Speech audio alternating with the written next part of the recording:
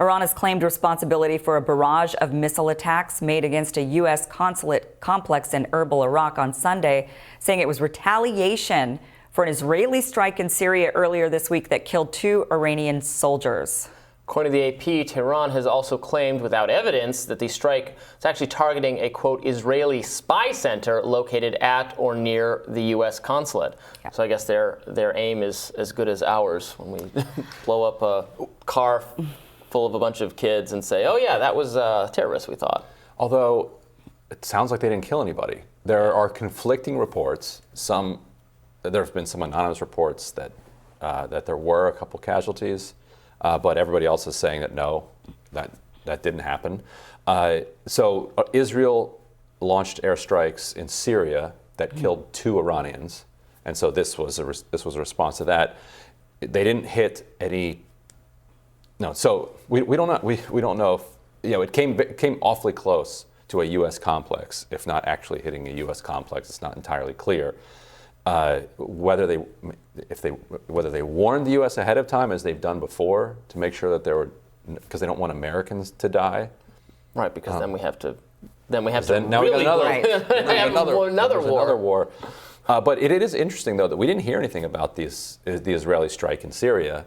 I mean, it was reported, obviously, so maybe some of our viewers heard about it, but it did not make news in the United States that Israel, it continues to shell Syria and killed 2 Iranians, and Iran is just not going to let that go without some type of retaliation. Well, all of our focus has been on Ukraine, so there's been little paying attention to anything else going on. But I did see actually those attacks happening in Syria, and I even shared it on, I think, my Twitter feed.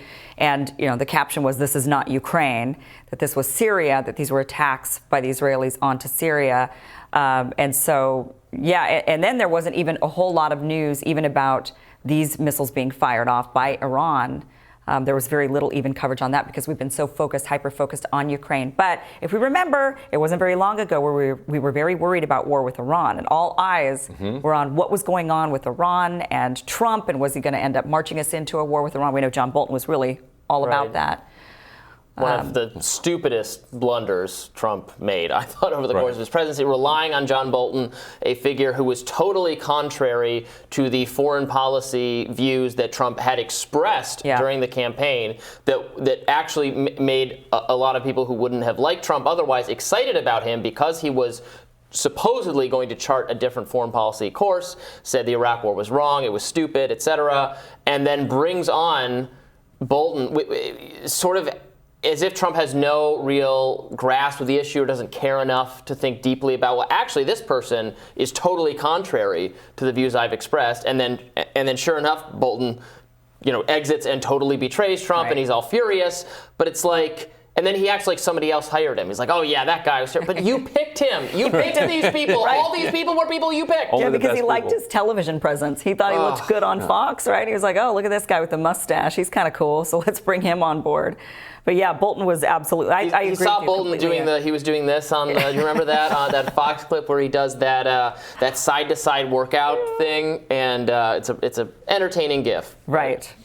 The other thing this reminds us of is that there are still U.S. troops in Iraq, and people for years have been saying, get the U.S. troops out of Iraq because one of the... Or get them away from this Israeli spy center. Don't have them next to an Israeli spy center. That may not exist. Yeah, we don't know. But probably does. Yeah, Israel definitely has. It'd be more surprising if they didn't have a spy center. Right. Everybody has spy centers in Erbil. It's like it's a great place, to have access to all different parts of the region. But especially since the Israelis are so hyper-focused on Iran, it makes way more sense that they would have not only one, but many multiples of spy because the Kurdish region is very close to Iran there.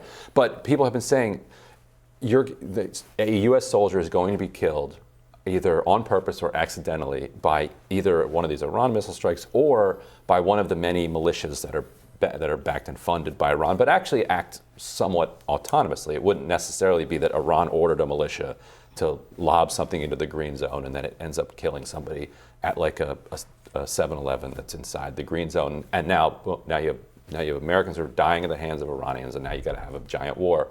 So the answer would be, get them out of there. Yeah. That's the best way to have them not get accidentally killed by airstrikes. And the Iraqis would like us to leave as well, because for that same. They keep telling us, like, get out. Go. Yeah. Go. Because they don't want their country in the middle of that war. Right. You know, they're fed up with it. Erbil's now has been massively developed. It's a really sophisticated city. Does not want to be in the middle of a proxy war. Right.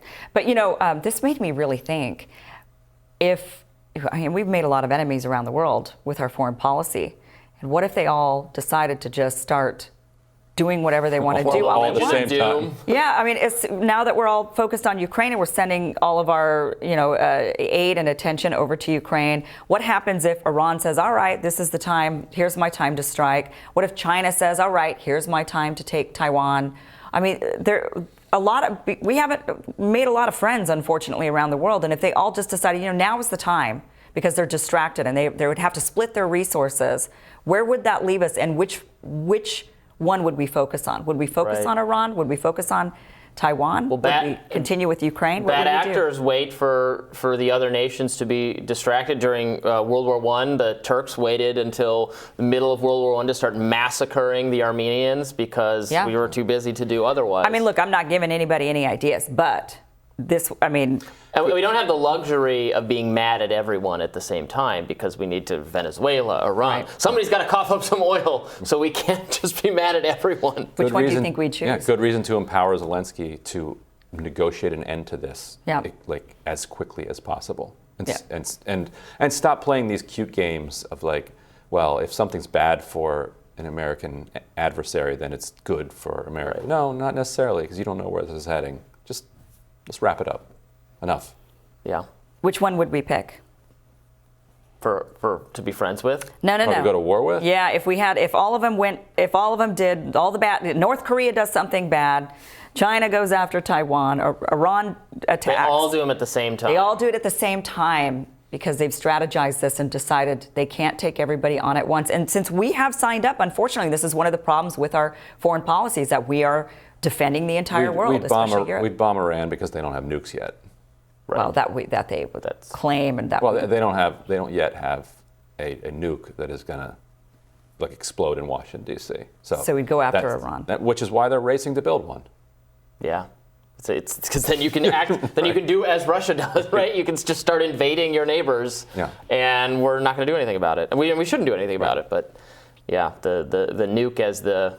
Well, I don't know. It starts to get confusing when it just means you can initiate a war if you have a nuke, because we're not going to do anything. But we can't initiate a war because the whole world will cancel. Oh, we can.